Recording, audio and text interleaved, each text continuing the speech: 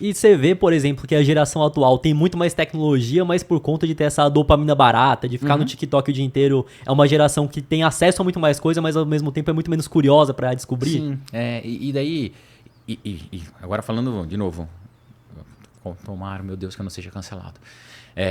Cara, essa geração, a geração de vocês, uma geração pouquinho mais nova do que vocês, das minhas filhas, cara, vocês são mais inteligentes, vocês estão mais preparados, vocês têm muito mais acesso. Vocês têm hoje problemas solucionados e mastigados. Hoje a gente tem geração chat GPT. Minha geração não tinha internet. Imagina hoje uma criança que está nascendo com tudo na vida resolvido. Por voz, por texto, por o que quiser. O que quiser. Sim, eu acho que isso está matando a criatividade, a curiosidade. E isso está fazendo nivelar todo mundo. E aí, para mim, é um grande problema a longo prazo. Que eu acho que todo mundo vai ser nivelado por baixo. E antigamente você conseguia ter esses curiosos, essas pessoas que se esforçavam mais, estudavam mais, se dedicavam mais, eles eram esses expoentes e puxavam a galerinha, sabe? E daí você chegava, com certeza, né? Vocês deviam ser isso da turma de vocês, que sempre tinha alguém que falava assim, cara, nossa, mas tal pessoa é tão inteligente, que legal, né? Olha, você viu o que ele tá fazendo? Daí pode ser desde o futebol, né? Que era físico, ou o cara que entendia mais de física, entendia mais de internet. Hoje, se você pega... todo mundo meio igual. Todo mundo meio padrão. E isso me preocupa a longo prazo. Hoje é legal, né? Porque tá todo mundo soft e tal. Mas a longo prazo me preocupa. Eu fico assim, pô, será que a gente está deixando de criar novos gênios mesmo? Será que a gente está deixando de criar aquelas pessoas expoentes porque está tudo mais resolvido? E hoje também tem uma outra coisa de dispersão de atenção, né? A gente vive numa era, e pô, eu trabalhei bastante com criança, eu sei como que funciona, que cara, é tudo muito... Me fugiu a palavra agora, não é atemporal, é tudo muito rápido, né? Então, antigamente, para você estudar e para você ler, você tinha que ter uma dedicação. Hoje a gente aprende em 30 segundos, que por um lado é muito bom, mas a informação não fixa, né? Sim. As coisas se perdem da mesma maneira. Hoje, você pega e... quantas pessoas conseguem assistir um filme sem mexer no celular? Às vezes a pessoa só desbloqueia a tela pra ver se tem uma notificação de 3 em 3 minutos, porque é o vício já de... É o costume. Então, eu acho que esses efeitos a médio e longo prazo, a gente vai ver sim em criação de novas empresas, solução de novos problemas. A gente vai começar a perder um pouco de oportunidade que o mundo deixa pra gente, que é outra coisa que eu falo muito. Na minha vida, sem dúvida nenhuma, eu acabei dando certo porque eu tive muita sorte. Várias pessoas, naquele momento, eram tão capacitadas quanto eu, podiam ser até mais capacitadas, só que não tiveram a sorte. Eu acho que a minha diferença foi que toda vez que eu tive um evento de sorte, eu estava preparado. E eu pude sentar, e eu brinco que é o cavalo selado passando. Eu, pá, montava no cavalo e pegava, entendeu? E hoje o que me preocupa é, tanto as pessoas quanto as empresas, por muitas vezes, estão deixando de ter esse momento. Daí passa e fala assim, puta, cara, eu tinha uma ideia, eu tinha uma solução tão boa que fulano fez, ciclano aconteceu e acaba perdendo isso. Então, essa geração me preocupa um pouquinho e daí o que eu tento fazer? É estimular a curiosidade das minhas filhas, né? Então, tem um pouquinho de controle de tela, eu tento ver qual o expoente que elas gostam mais e daí pouco importa qual. Cara, tem uma filha que ama música, cara, tubo ela de conteúdo de música, incentivo ela a fazer tudo, porque a partir do momento que tem uma criança curiosa, né, vocês devem saber o quanto deve ter sido ali, ou descobrir as coisas de videogame, internet, e depois investimento, quanto isso, cara, motiva, quanto isso desperta a gente, quanto isso a gente vai ficando apaixonado. Sim, né? é Então, prazeroso, né, o prazeroso, processo de aprendizado. Então isso para mim é muito legal e sim, tem uma preocupação. Então... até por isso, foi uma das empresas que eu cofundei ali, que foi o Play Kids, que quando a gente lançou o Play Kids lá atrás, o Play Kids foi um dos maiores aplicativos infantis do mundo. Era muito legal. A gente já via que as crianças estavam muito passivas na frente da tela. Então a gente tentava dar autonomia para elas e colocava interação no meio, sempre tentava colocar alguma coisa educativa junto, a gente sempre tentava desenvolver e podia ser o que a gente chamava de desenvolvimento indireto, que era desenvolvimento motor. Então, para ela continuar vendo o vídeo, ela precisava clicar em coisas diferentes da tela. A gente prendia atenção. Então, a gente tinha uma metodologia por trás para não criar uma geração de... que a gente chamava até na época de chupeta virtual. A gente, cara, uma coisa que eu não quero de jeito nenhum é que o Play Kids seja a chupeta virtual de ninguém. Em vários momentos foi, não tem problema nenhum, mas a gente tinha uma preocupação genuína de tentar trazer mais interação, mais coisas ali pra dentro. Pra não ficar só passivo na frente da Isso, tela, onde o pai deixa lá, né? É, Pra então- só ficar assistindo. Mas foi daí que nasceu a curiosidade, cara. Sim. Mas eu vejo que vão ter pessoas que vão conseguir despontar muito por conta dessas ferramentas e outras que vão ficar somente naquele... o scroll automático do TikTok, no Instagram e vão continuar... Acho que vai ter uma distância muito maior. Então vão ter pessoas Concordo. muito capacitadas e pessoas que vão ser no nível muito mais baixo porque ficaram só do outro lado. Exato. O ponto principal é, será que essas pessoas altamente capacitadas, e daí aqui é a provocação mesmo, galera, para quem tá assistindo, ser essa galerinha aqui, será que eles vão ser muito mais do que, tipo, vocês hoje em dia? Será que eles vão ser mais capacitados? Ou a gente tá descendo a barra? A gente tá descendo a régua? Que eles poderiam ser ainda mais com essas ferramentas e não vão ser. Que é o que eu falo dentro das minhas empresas, assim, tá todo mundo, nossa, ChatGPT, Perplexity, nossa, AI tá resolvendo todos os meus problemas, agora eu vou ter mais tempo para mim, eu tô mais tranquilo, tô fazendo aqui as minhas tarefas repetitivas. Eu falo, cara, é tudo isso, isso é legal. Só que sabe o que é mais legal para mim da AI?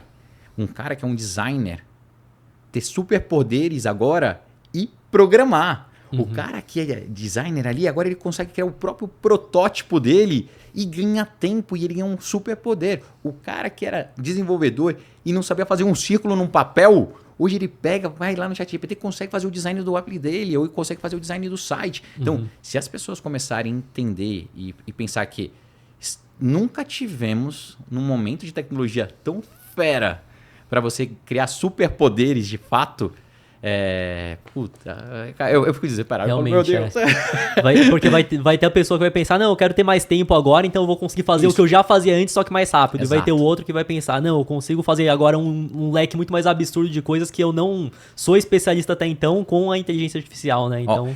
Agora fazer um propagandinha do meu canal do YouTube e um pouquinho ali do meu método que eu acabo ensinando, que eu não gosto de método. Aí a galera fala assim, porra, Breno, você tem lá o seu jeito de fazer as coisas. Daí, lá no meu canalzinho Masi Negócios e no Mac Masi.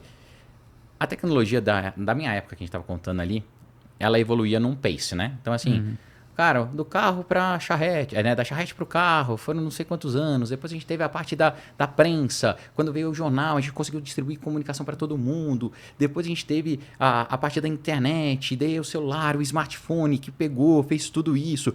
Os ciclos antigamente demoravam muito mais tempo para a gente romper. Então saíram de 1000 anos para 100 anos, para 10 anos. Cara, hoje, com a tecnologia do jeito que a gente está, literalmente, você dorme um dia com a OpenAI sendo a maior empresa de AI do mundo. No dia seguinte, de Psique, no dia seguinte, a Huawei. Passa um dia, OpenAI toma na frente de novo. Então, as pessoas e as empresas que não estiverem preparadas para ter a possibilidade, o poder de crescer o horizonte que eles seriam 5 anos em 1 ou menos, cara, vão ficar para trás.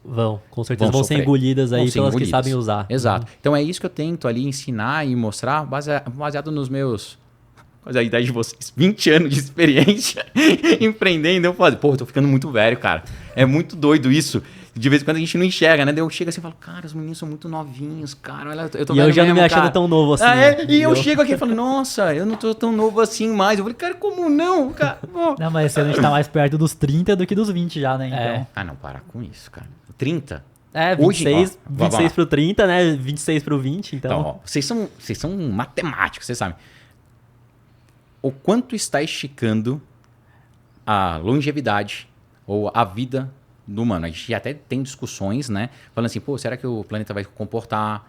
A maior parte das pessoas antigamente, na década de 60, sobreviviam até os 65 anos em média. Isso já esticou para 7,5, isso já esticou para 8,5.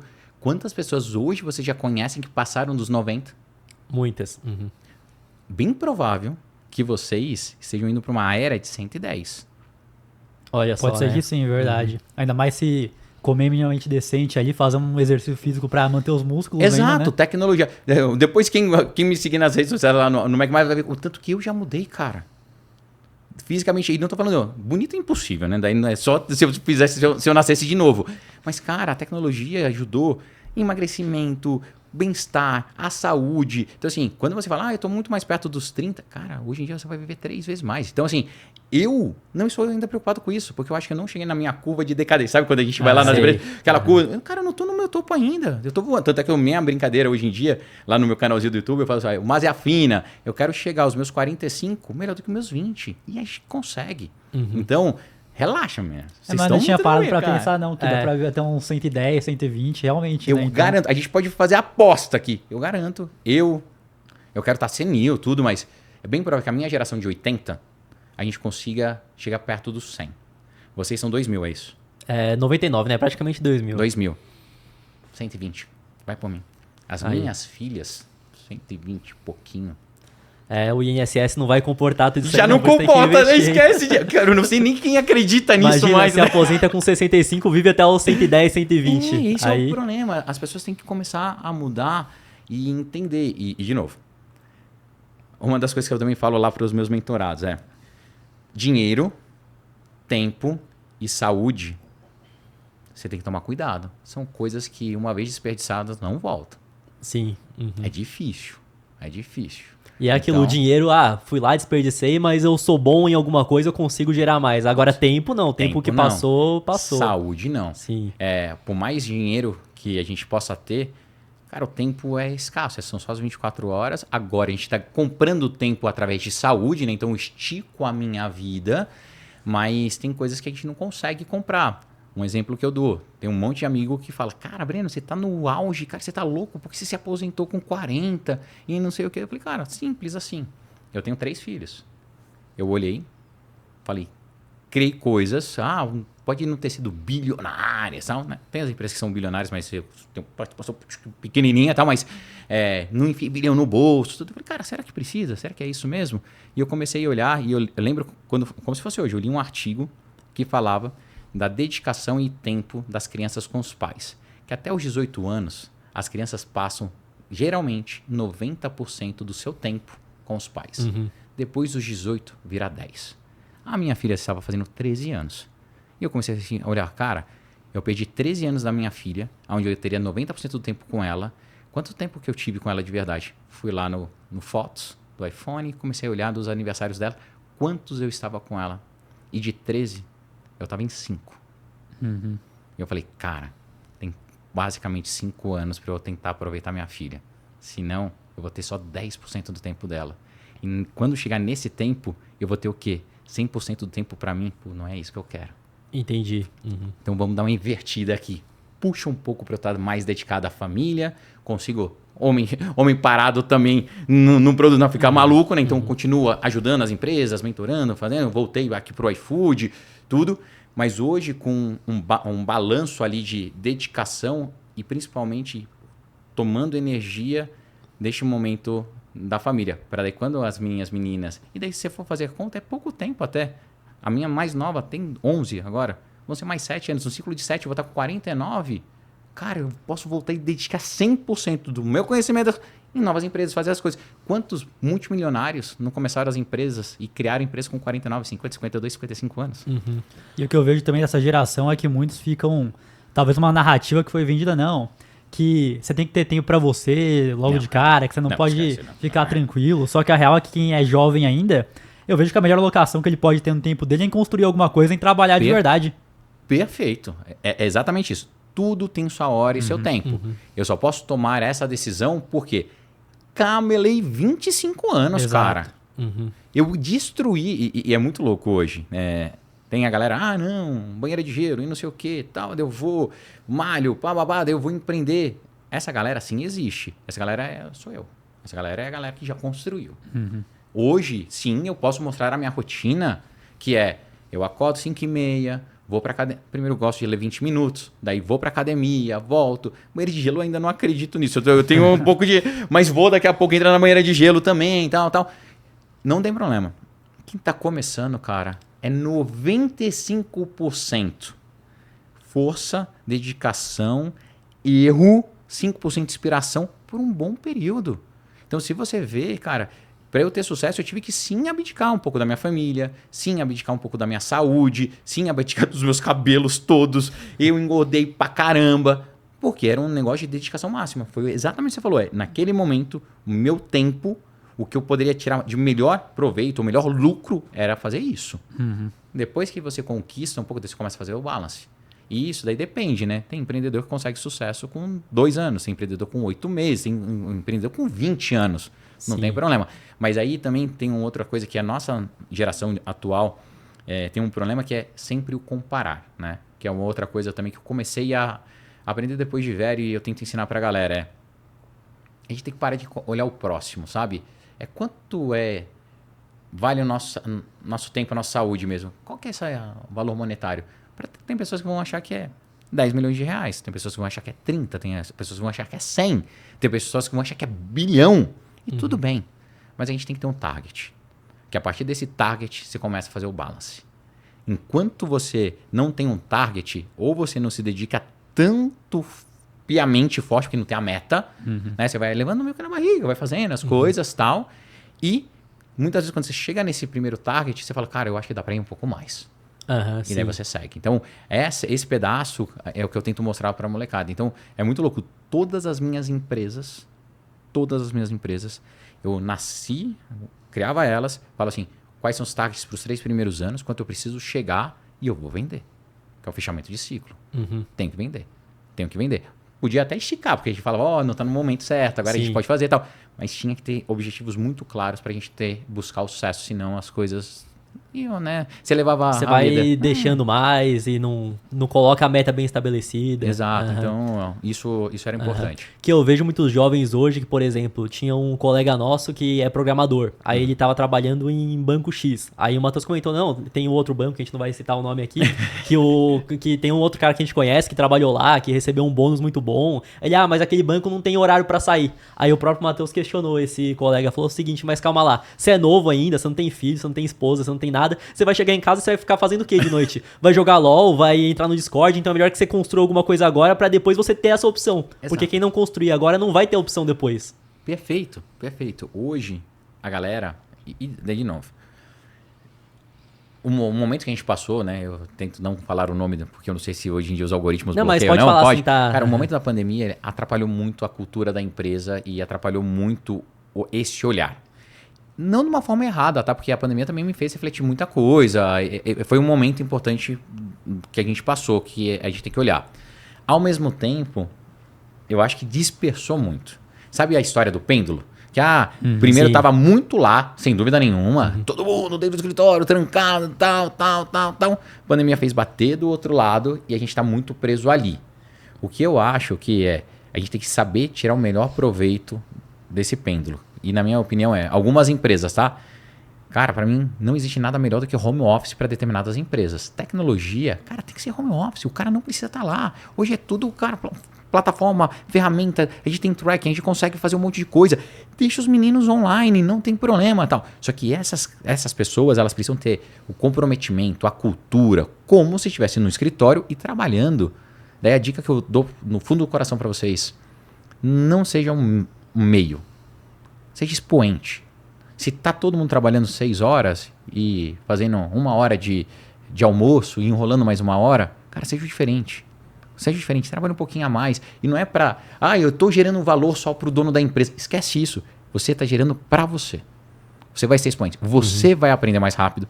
Você vai ficar melhor. Você vai ser promovido. Você vai poder criar sua empresa. Você vai aprender mais rápido. Você vai ter mais experiência. Você vai ter mais experiência nesse tempo do que tudo. Então, assim, eu vejo que as pessoas, elas podem fazer isso, só que hoje tá um lance que é quase ofensivo fazer isso, sabe? Porque daí o cara do lado fala assim, pô, cara, você tá trabalhando tanto, faz isso não, cara, sabe? Exato, isso é muito ruim. Que esse mesmo colega chegou nessa narrativa porque falaram pra ele e só replicou, não, que não tem horário pra sair, então eu não quero. Mas e o que você estaria fazendo? Porque, né, que nem eu falei, até fui mais agressivo na abordagem. Falei, não, você vai chegar em casa, você vai jogar LOL, você vai fazer o quê? Aí ele parou pra pensar, é verdade, né? Vou ficar jogando lá, vou fazer alguma coisa que não vai me colocar onde eu quero, melhor eu trabalhar um pouco mais agora e depois eu poder fazer o que eu quero de fato, só que ele acreditou nessa narrativa sem parar pra pensar o porquê ele tava fazendo. Não, tá todo mundo falando aqui que eu tenho que descansar, qualidade de vida, que eu não vou trabalhar mais, o cara acreditou e não tinha parado pra refletir se era o que ele queria ou não, né? Olha lá, o que é isso? Falta de curiosidade.